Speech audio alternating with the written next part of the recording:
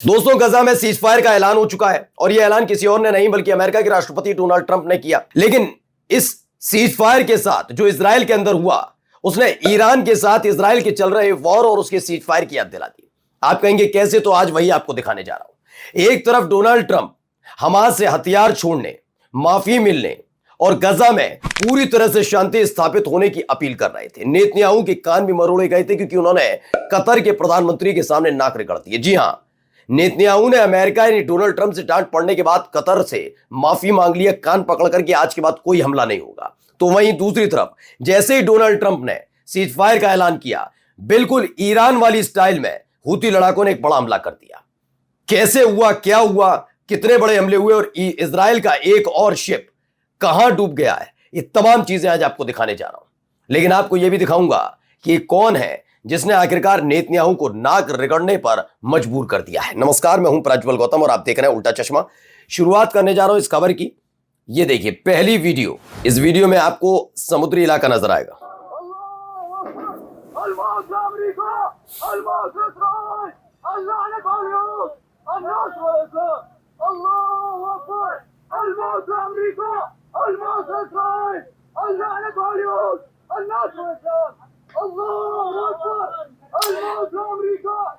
तो ये आपको समुद्री इलाका नजर आ रहा होगा। सामने आग लगी हुई है, आग का गोले में कुछ चीज तब्दील हो गई है, बल्कि जो आग में गोले में तब्दील हो गई है वो कोई और नहीं बल्कि शिप है। ये शिप किसका है? इजराइल का शिप है। आज से 3 दिन पहले एक बड़ा हमला होता है। इजराइल का एक ड्रोन उड़ता हुआ यमन के तट तक आता है, किनारे तक आता है, समुद्री इलाके में खड़े हुए एक शिप पर गिर जाता है। वहां जोरदार धमाका होता है। उनको लगता है कि हूती लड़ाकों को, यमन को उन्होंने बहुत जोरदार झटका दिया है। तब तक कान खड़े हो जाते हैं क्योंकि पाकिस्तान का वो शिप था, उसमें 24 क्रू मेंबर पाकिस्तान के थे, 2 श्रीलंका के, 1 नेपाल का। पाकिस्तान की तरफ से एक सीधे सीधे धमकी दे दी जाती है। जो अब तक दीवार बना हुआ था सऊदी अरब, उसने हाल ही में पाकिस्तान के साथ पैक्ट यही बात का किया है कि अगर पाकिस्तान पर हमला होता है तो हमला करने वाला सिर्फ पाकिस्तान का दुश्मन नहीं होगा बल्कि सऊदी अरब का भी दुश्मन होगा और सऊदी अरब की जिम्मेदारी बनेगी कि पाकिस्तान के साथ मिलकर पाकिस्तान के उस दुश्मन पर जी चाहे जैसे हमला करे। अब इजराइल कांपा हुआ है इस बात को लेकर। इन सब के बीच मुंहतोड़ जवाब देने के लिए जो कोशिश की गई थी वो उल्टा पड़ गया, क्योंकि यमन के हूती लड़ाकों ने लाल सागर में नहीं बल्कि इसे अरेबियन सी में अंजाम दिया। अरेबियन सी में इजराइल का एक शिप डूब गया। यह बिल्कुल याद दिला रहा है तकरीबन 1 साल पहले का घटनाक्रम, जब एक एक करके इजराइल के एक एक शिप को डुबोया जा रहा था। उसमें से एक शिप को उन्होंने कब्जे में ले लिया था, जिसका वीडियो भी सामने आया था।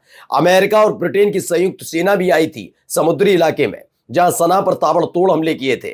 लेकिन उस वक्त हूती लड़ाकों ने कहा, जिन हथियारों पर आपने हमला किया वो तो कुछ नहीं थे, हमारे तो अंडरग्राउंड रखे हुए थे, देख लीजिए। और उसके बाद जो पलटवार किया तो पहले ब्रिटेन का शिप भागा, उसके बाद अमेरिका ने भी अपनी शिप को वापस लाल सागर से बुला लिया था।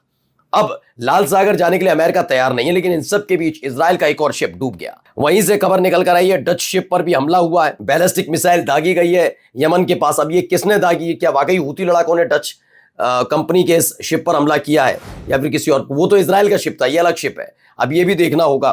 खैर, इन सब के बीच कई तस्वीरें अंदर खाने से भी निकल कर आई, जरा सुनिए।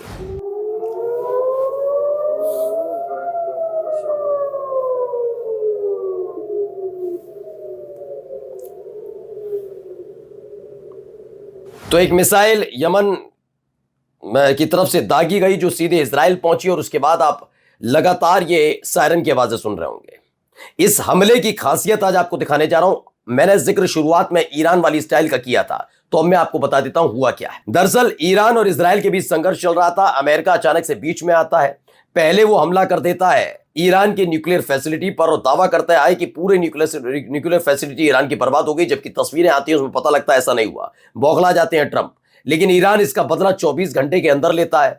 कतर में बना हुआ अमेरिकी बेस पर हमला करता है, वहां भारी नुकसान होता है, बात खत्म हो जाती है और डोनाल्ड ट्रंप इसका जवाब देने के बजाय लगातार सीज फायर का जिक्र करते हैं। लेकिन सीज फायर ईरान अपनी शर्त पर करता है और बर्शिवा जो उनका शहर था, इजराइल का जो शहर है, उस पर ताबड़तोड़ 4 घंटे तक मिसाइलें दागता है और उसके बाद कहता है अब हुआ सीज फायर का ऐलान। यानी सीज फायर अपनी शर्त पर ईरान इजराइल के एक शहर को बर्बाद करने के बाद करता है। ऐसा ही कुछ यमन के हूती लड़ाके कर रहे हैं, जहां एक तरफ डोनाल्ड ट्रंप ने कहा कि सीज फायर, तो वहीं यमन ने एक एक करके, हूती लड़ाकों ने एक एक करके पहले शिप को निशाना बनाया, फिर तेल अवीव और इलत पर ताबड़तोड़ बमबारी की है। सुनिए, ये Yemeni missile passing over several occupied फिलिस्तीनी सिटीज, यमन के कई शहरों को पार करते हुए ये कहां पहुंच रही है? ये पहुंची है तेल अवीव। इसको देखकर भी हल्का मच गया। एक और वीडियो जरा देखिए। तो ये बेन गुरियन एयरपोर्ट है। हालात कैसे हो गए बेन गुरियन एयरपोर्ट में? हर महीने तकरीबन 5 से 7 दिन तो ये बंद रहता है, क्योंकि यमन की तरफ से कोई ना कोई ऐसा मिसाइल, रॉकेट या फिर ड्रोन दाग दिया जाता है, जिसकी वजह से वहां हालात खराब हो जाते हैं। एक बार फिर से वही हालात देखने को बेन गुरियन एयरपोर्ट बंद करना पड़ा। तमाम तस्वीरें निकलकर वहां से सामने आ गई। ये देखिए, एक और वीडियो देखिए क्या क्या वहां हो रहा है तस्वीरों में।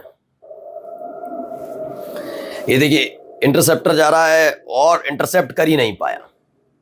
सबसे खास बात यह है, इनके पास क्या क्या है। देखिए, इनके पास आयरन डोम है। इजराइल के पास आयरन डोम के साथ साथ थर्ड मिसाइल सिस्टम है, ठीक है। और हो क्या रहा है उल्टा? ये देखिए, आसमान में आप देख ही रहे, कलाबाजियां चल रही हैं, दोनों तरफ से आ रही हैं। यानी दोनों तरफ का मतलब ये मत समझिएगा कि हुती लड़ाके इधर से दाग रहे हैं और इजराइल अटैक कर रहा है। नहीं, इसमें खेल दूसरा है। ये आसमान ही इजराइल का है, मतलब इजराइल से निकली हुई तस्वीरें हैं। इन तस्वीरों की सच्चाई कुछ मैं बता देता हूं। आपने देखा होगा कि 12 दिन तो ईरान और इजराइल के बीच संघर्ष चल रहा था। उस समय आखिरी वक्त में ईरान ने एक के बाद एक जो मिसाइलें अत्याधुनिक निकाली थी, उसमें से एक ऐसी मिसाइल थी जो बड़ा अलग तरीके से रिएक्ट कर रही थी, जिसे लेकर पश्चिमी देश भी डर गए। क्या मिसाइल निकाला है ईरान? ऐसा ही कुछ हुती लड़ाकों की तरफ से दागी गई मिसाइल है। दरअसल बताया गया है कि जब ये मिसाइल दागी जाती है और अपने टारगेट तक पहुंचती है, उससे पहले ये कई हिस्सों में पड़ जाती है। जब इसे कोई भी इंटरसेप्ट करने की कोशिश करेगा तो वो एक मिसाइल दागेगा और उस मिसाइल के एक टुकड़े को ही इंटरसेप्ट करके दाग पाएगा, जबकि उस मिसाइल जो हुती लड़ाकों की तरफ से दागी गई मिसाइल के कई टुकड़े हुए हैं, बाकी के टुकड़े अपने टारगेट को हिट करेंगे। यानी भारी तबाही होगी। यह अनोखी तरह की मिसाइल देखकर हर कोई हैरान है कि ये हुती लड़ाकों तक, यमन तक कैसे पहुंच गई। देखिए, दावा भी किया गया प्रेस टीवी की तरफ से, यमन की आर्म फोर्सेज ने इजराइल पर टारगेट किया, तेल अवीव इलत शहर को बर्बाद कर दिया, मिसाइल और ड्रोन से बड़े बड़े हमले किए गए। ये बड़ी खबर है। वहीं एक बहुत बुरी खबर निकल कर आई है। ए मेजर सिक्योरिटी इंसिडेंट हुआ है कहां? इजराइल के सोल्जर्स पर, गजा के अंदर। आपको मालूम है कि लगातार ऑपरेशन चल रहा है, ग्राउंड ऑपरेशन किया जा रहा है। फिलिस्तीन के को मान्यता मिलने के बावजूद इजराइल मानने के लिए तैयार नहीं है। इससे और कई देश भी नाराज हैं। ऐसे में एक बार फिर भारी कीमत चुकानी पड़ी है। खबर है कि गजा में एक बहुत बड़ा हमला हुआ। इस हमले में क्या क्या हुआ? 2 आर्मोर्ड व्हीकल्स हैं, वो एक टैंक, एक बुलडोजर पलट दिए गए, बर्बाद। वहीं 2 इजरायली सैनिकों की मौत हुई है, वहीं 9 घायल हुए हैं, जिनकी हालत गंभीर बनी हुई है, ऐसा दावा किया जा रहा है। चलिए अगली खबर इससे ही जुड़ी हुई, आगे देखिए। ये एक बड़ा ऐलान किया गया है। अब ये बताया गया कि ट्रंप के गजा प्लान में हथियार डालने वाले हमास के सदस्यों के लिए माफी होगी, उन्हें माफ कर दिया जाएगा।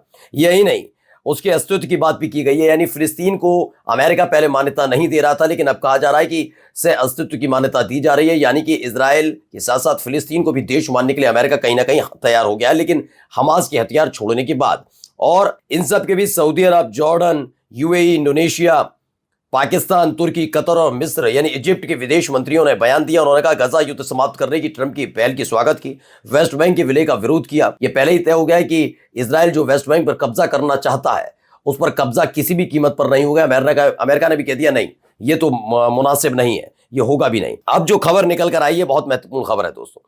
खबर क्या है, पहले ये सुनिए क्या कह रहे हैं Donald Trump. If accepted by Hamas, this proposal calls for the release of all remaining hostages immediately, but in no case more than 72 hours. So the hostages are coming back, and I hate even saying this from the standpoint. अच्छा, इस बयान में खुद संदेह पैदा कर दिया Donald Trump का, क्योंकि डोनाल्ड ट्रंप जब राष्ट्रपति पद का चुनाव लड़ रहे थे और गजा को लेकर, फिलिस्तीन को लेकर, इजराइल को लेकर सवाल पूछा गया, तब जो बाइडेन राष्ट्रपति थे, तब इन्होंने शांति की बात कही थी। लेकिन जैसे ही सत्ता में 20 जनवरी को शपथ लेते हैं इसी साल, उसके बाद से इन्होंने इजराइल को किस कदर मदद दी है, इससे साफ साबित होता है कि झूठ बोल रहे थे डोनाल्ड ट्रंप अपने प्रचार के दौरान। खैर, अब आते हैं इस मसले पर। हाल ही में यूएन में एक प्रस्ताव आया था सीज फायर को लेकर। तब अकेले अमेरिका की प्रतिनिधि थी, महिला प्रतिनिधि थी, जिन्होंने हाथ उठाकर उस प्रस्ताव का विरोध किया था। अब जरूर डोनाल्ड ट्रंप ने कहा कि सीज फायर का ऐलान हो रहा है, लेकिन इन सब के बीच एक खबर पड़ी है, अगर हमास मंजूर करे तो यह प्रस्ताव तुरंत बचे हुए सभी बंधकों की रिहाई का आग्रह करता है और किसी भी हालत में 72 घंटों से ज्यादा नहीं लगेगा, बंधक लौट रहे हैं, यह कहा जा रहा है। लेकिन अब सवाल उठता है कि यह क्यों कि बंधक छोड़े जाए, पहले यह क्यों नहीं कि जब फिलिस्तीन एक देश के तौर पर कई देशों ने मान्यता दे दी है, तो आईडीएफ के सैनिक वापस पहले बाहर जाए। इस पर बात क्यों नहीं हो रही? क्यों यह नहीं कहा जा रहा है कि इजराइल के कब्जे में जितने फिलिस्तीनी हैं उन्हें छोड़ा जाए? यह बात पहले करनी चाहिए रहे। हमास अगर हथियार छोड़ेगा तो फिलिस्तीनी कैसे इजरायली सैनिकों का सामना करेंगे, कैसे मान लें कि डोनाल्ड ट्रंप जो कह रहे हैं वो बात मान ली जाएगी, क्योंकि डोनाल्ड ट्रंप की बात इस समय बिल्कुल एक ऐसी है जैसे कभी भी लुढ़कना लूटा, ठीक है, एक थैली का बैगन है, कहीं पर भी कुछ भी हो सकता है। तो कुछ भी समझ में आ नहीं रहा है। इसमें बार बार जोर दिया जा रहा है कि हमास के कब्जे में इजरायली सैनिक उन्हें छोड़ दिया जाए। तो कैसे माना जाए कि जैसे ही इजरायली सैनिक छोड़े जाएंगे उसके बाद अमेरिका और इजराइल मिलकर फिलिस्तीन पर हमला नहीं करेगा, गजा पर हमला नहीं करेगा, क्योंकि अमेरिका ने तो अब तक फिलिस्तीन को मान्यता नहीं दी है। ये सारी कहानियां हैं, तो कैसे माना जाए। अब देखिए खबर एक और निकल कर आ गई। बराक रवी ने, वो लिखते हैं, प्राइम मिनिस्टर नेतन्याहू ने फोन पर बात की किससे, प्राइम मिनिस्टर जो कतर के प्राइम मिनिस्टर हैं मोहम्मद बिन अब्दुल रहमान अल थानी से, और बकायदा कतर पर किए गए हमले की माफी मांगते हुए कहा कि आज के बाद ऐसा नहीं करेंगे। ये सब तब है जब अमेरिका में मौजूद है नेतन्याहू। यूएन की बैठक के बाद ट्रंप से अलग मुलाकात की थी नेतन्याहू ने। दो बड़ी खबरें निकली, तो गजा का डील सीज फायर वाली, दूसरी कतर से माफी मांगना। ये दोनों ही चीज बहुत महत्वपूर्ण घटनाक्रम है इस दौर के। कतर से इसलिए भी माफी मांगी गई है, मैंने आपको जिस दिन पहले दिन हमला हुआ था तब भी कहा था कि बहुत मुनासिब है कि कतर हमला ना कर पाए, लेकिन कतर नाराज भी है क्योंकि उस पर दबाव अपनी जनता का है। ऐसे में प्रधानमंत्री कभी अपनी जनता का विरोध नहीं झेल पाएंगे अमेरिका की वजह से, इसलिए वो बार बार बैठकों के जरिए, कभी बयानों के जरिए उस गुस्से को शांत करने की कोशिश कर रहे थे। अब खबर ये निकल कर आई है कि कान पकड़कर माफी मांगनी पड़ी। और अमेरिका के लिए मिडिल ईस्ट क्यों जरूरी है आप जानते हैं। अमेरिका का प्रतिद्वंदी कोई और देश नहीं बल्कि पहले रूस और दूसरा चीन बन गया है। ये दोनों देश है मिडिल ईस्ट में मौजूदगी। यही एक वजह है कि मिडिल ईस्ट में अगर ये रहते हैं तो रूस और चीन दोनों पर नजर रख सकते हैं। काम ये अफगानिस्तान से जो होता था अब वो मिडिल ईस्ट से होता है। ऐसे में नहीं चाहेंगे कि कतर समेत जितने भी मिडिल ईस्ट के मुस्लिम परस्त देश है वो अपने यहां से बोरिया बिस्तर बांधने पर मजबूर करते हैं अमेरिका को। तो अमेरिका ने कतर पर हुए हमले की न केवल निंदा की थी, कहा यह गया था कि नेतन्याहू को फटकार भी लगाई थी और नेतन्याहू को माफी मांगनी पड़ी है। देखिए इसमें लिखा भी है कि नेतन्याहू ने ट्रंप से मीटिंग के दौरान कतर के प्रधानमंत्री से फोन पर माफी मांगी है, और यह माफी दोहा में हमास की बैठक पर हमला करने और कतर की सार्वभौमिकता का उल्लंघन करने के लिए मांगी गई है। तो कहा है आगे से कोई भी हमला हम नहीं करेंगे। नमस्कार।